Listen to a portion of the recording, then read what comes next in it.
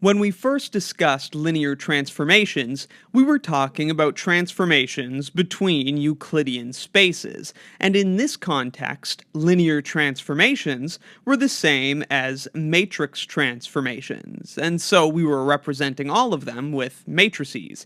Take a vector from Rn, and you could multiply it by a matrix and get its transformed image in Rm. For example, this linear transformation from r cubed to r cubed has this as its standard matrix. Instead of plugging x1, x2, and x3 in here to compute its image, you could just multiply it by this standard matrix. We have since seen far more general linear transformations on all sorts of vector spaces, but today we'll make the surprising connection that every finite-dimensional linear transformation can in fact be represented by a matrix. The gist of how this is done can be shown in a simple diagram.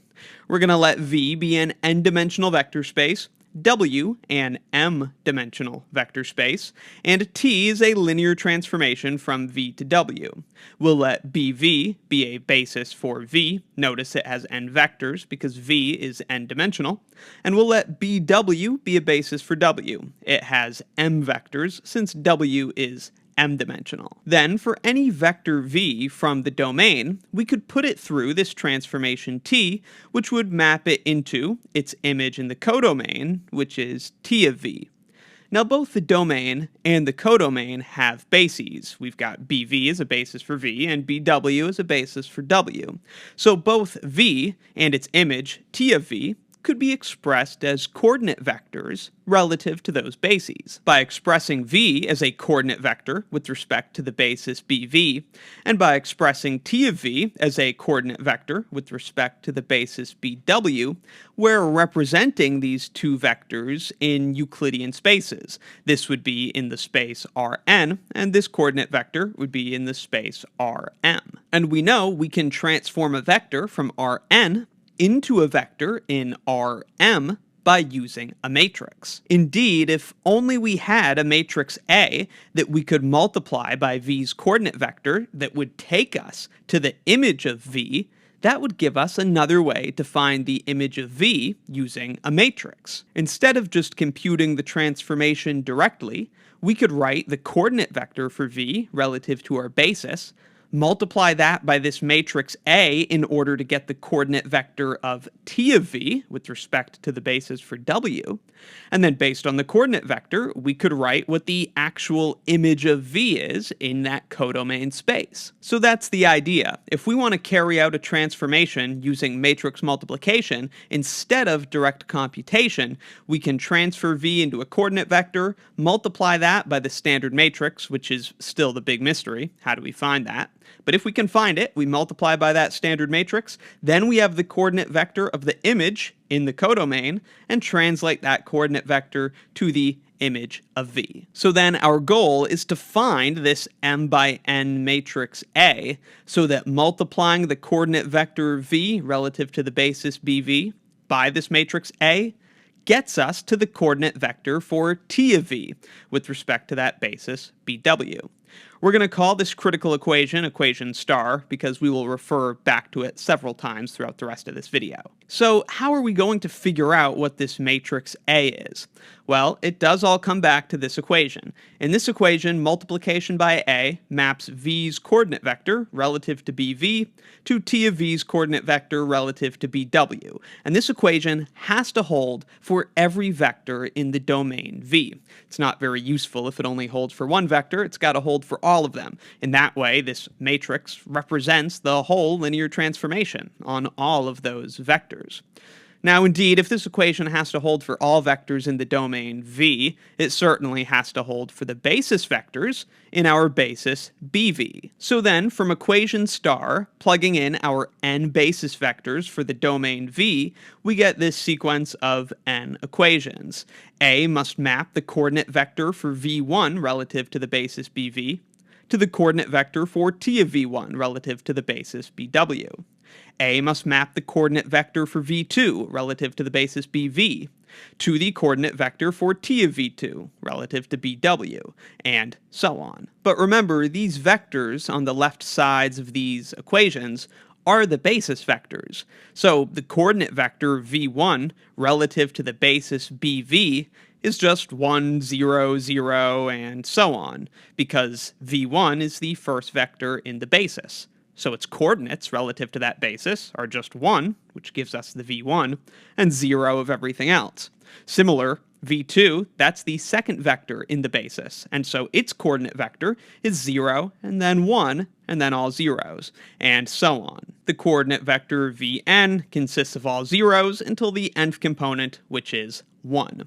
So now, looking back at these equations, we know what all of these coordinate vectors are relative to that basis bv. So each of these straightforward column vectors is getting multiplied on the left by this unknown matrix A.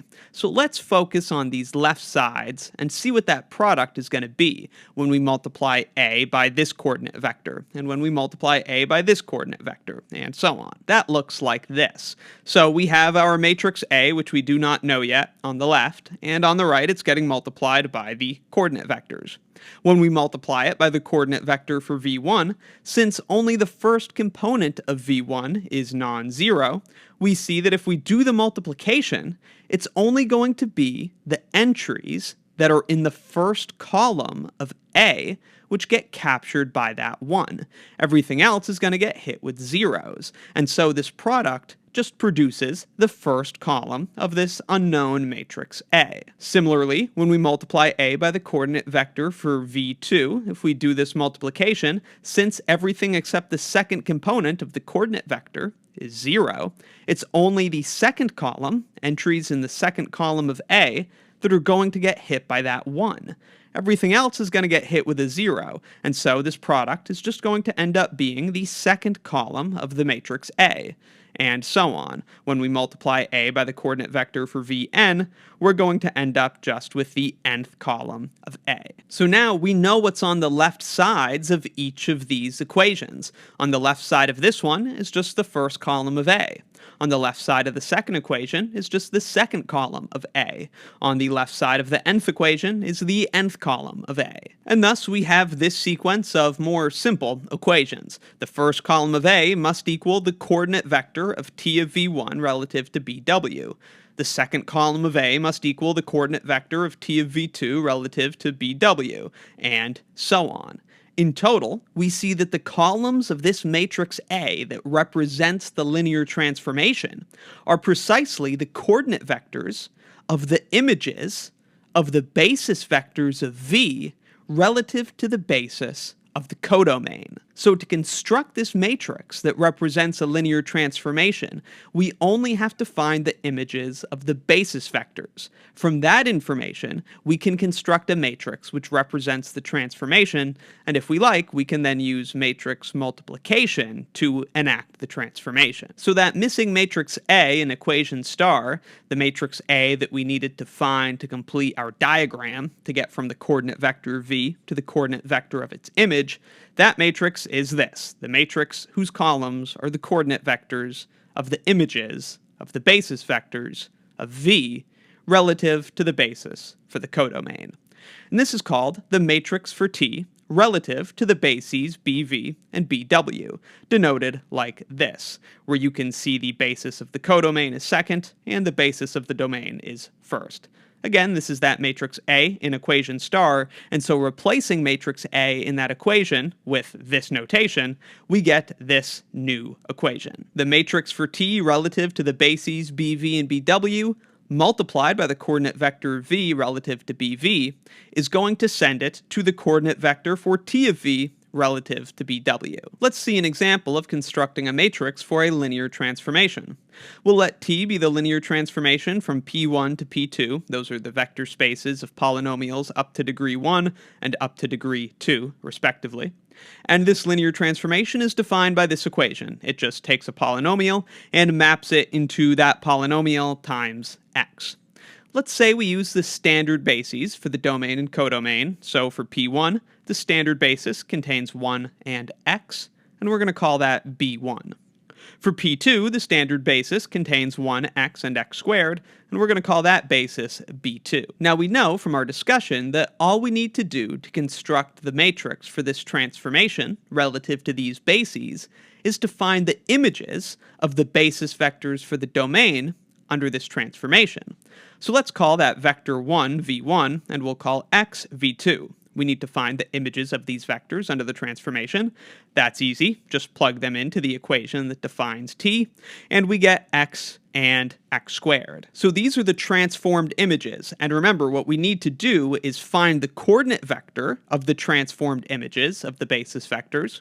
We need to find those coordinate vectors relative to the basis for the codomain. In this case, that means relative to the basis B2. T of V1 is x, which is the second vector in the basis for P2, so its coordinate vector relative to that basis looks like this, 0, 1, 0. T of V2 is x squared, which is the third vector in the basis B2, so its coordinate vector looks like that, 0, 0, 1. And it's these coordinate vectors of the images of the basis vectors for the domain, it's these coordinate vectors that we use as the columns for our matrix. The matrix for this transformation with respect to the bases B1 and B2 is denoted like that. We know that that's what we have to do to compute it, and we've now done the computations to see that it is this 3 by 2 matrix. And be sure to note how we've used those coordinate vectors of the images of the domain vectors to construct the columns of this transformation matrix. Of course, still talking about the same transformation, we could take any vector from the domain, which would have the form a plus bx, and it's pretty easy to calculate its image. Based on the definition, the image of a plus bx would just result from multiplying a plus bx by x. Thus, it would be ax plus bx squared.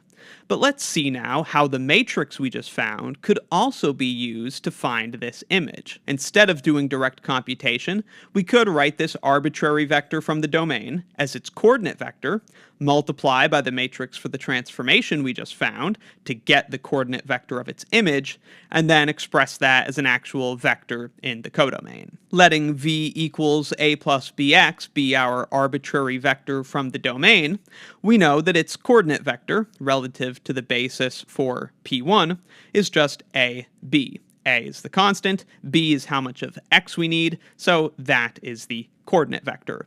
So then all we have to do to enact the transformation is to multiply this coordinate vector for v by the transformation matrix. This is the matrix that we just found. Doing the multiplication, we get this column vector, 0, a, b. That's the coordinate vector of the image of v relative to the basis b2 for the codomain. And then it's straightforward to construct t of v from its coordinate vector. How much of a constant do we need? We need 0 constants. How much of x do we need? We need ax. And how much of the third basis vector, x squared, do we need? We need bx squared. So t of v is 0 plus ax plus bx squared, so ax plus bx squared, just as we saw in the direct computation.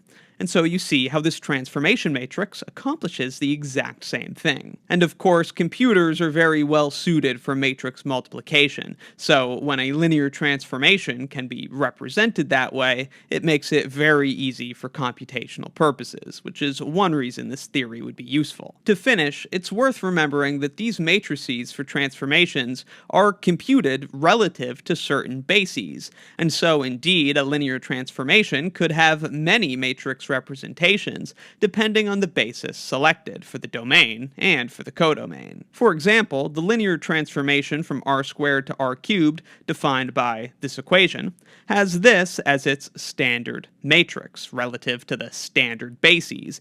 The first column is just the coefficients of x1, 1, -1, and 0, and the second column consists of the coefficients of x2, 2, 0, and 0. Of course, the standard bases are intuitive and in many cases are the preferred bases, but we are by no means restricted to using them. We could also choose a basis b consisting of these vectors, for r squared, and a basis b prime consisting of these vectors for r cubed. This would lead to a different transformation matrix, but still describing the same transformation, but its coordinate vectors would just be relative to different bases. To find what this new transformation matrix would look like, we first have to find the images of our basis vectors under this transformation. Taking v1 and plugging it into the transformation t, we have x1 plus 2x2, so that's 1 plus 6, which is 7. Then we have negative x1, which is negative 1, and then of course we have 0. Similarly, for t of v2, plugging this vector into this transformation, we get 6, 2, 0 as the image vector. Then, to write the coordinate vectors of these images with respect to these basis vectors, we need to figure out how to write these images as linear combinations of these basis vectors. Now, since the image of v1 has 0 in the third component, and w1 is the only basis vector that doesn't have 0 as its third component, we know that w1 is not going to appear in the linear combination, and so you can verify that t of v1 is equal to negative half w2 plus 8/3 w3. Similarly, t of v2 has 0 in its third component, and again, w1 is the only basis vector with a non-zero number in its third component, and so it can't possibly appear in the linear combination. You can verify that t of v2 is equal to w2 plus 4/3 w3. These coefficients of w2 and w3 will be part of the coordinate vectors relative to this basis. Of course, each image is going to have 0 copies of w1. And so the coordinate vectors of the images of r squared's basis vectors relative to these basis vectors for r cubed, those coordinate vectors are seen here. 0 of w1, negative 1/2 of w2, and 8/3 of w3. And similarly for the coordinate vector for t of v2. We then use these coordinate vectors of the images of the basis vectors as the columns for the transformation matrix relative to the bases. The transformation matrix for t relative to the bases b and b prime, which are these non-standard bases for r squared and r cubed. The standard matrix is seen here. Again, it consists of those coordinate vectors as its columns. You can see how this matrix is different from the one that we had with respect to the standard bases, but despite that, they represent the exact same linear transformation. So that's how to find matrices for linear transformations in general, and some examples of doing so.